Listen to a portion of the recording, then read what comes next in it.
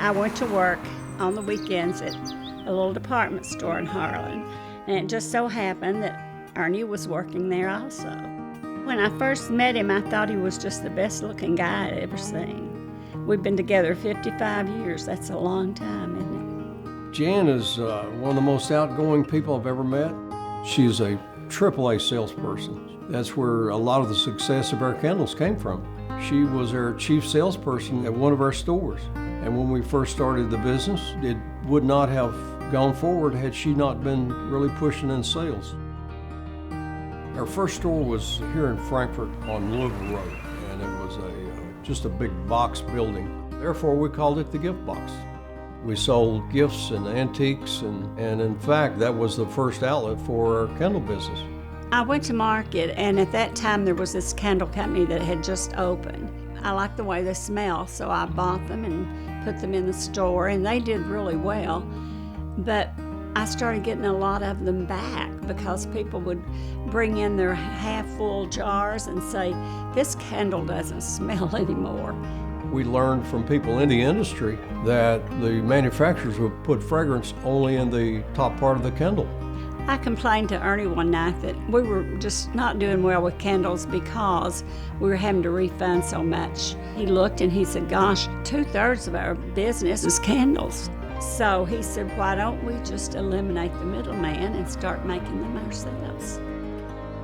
My dad is very entrepreneurial. I came into the house with a candle that I had made, just trinkety stuff that I had been poking around with. And as soon as he saw it, he's like, "Hey, you want to go into business together?"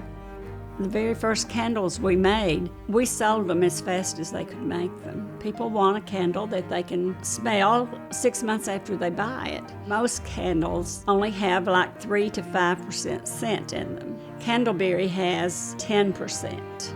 The Candleberry Company tries to make the highest quality product possible. And so it's not just the fragrance that is exceptional, because we buy the very best fragrances, but it's also the way that those candles are put together.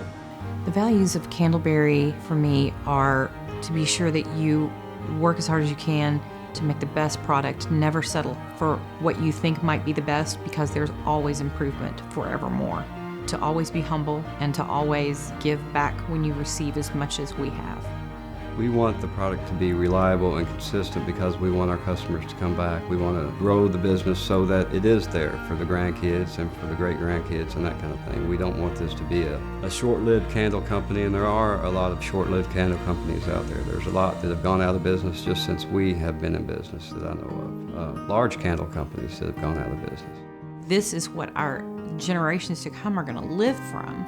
It's not just us. When you do have those kind of high stakes, it comes through to the customer. They understand how much you care. We take pride in the fact that it is family owned, and most people know it's family owned, and we don't want to hurt our reputation by not giving good service. And I think when you're dealing with larger companies, you're just a number.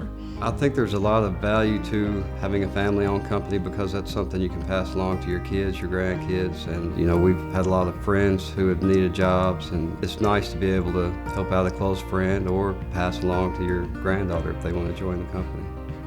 I couldn't have imagined years ago having a company like we have, having a family like we have, and doing the things that we do.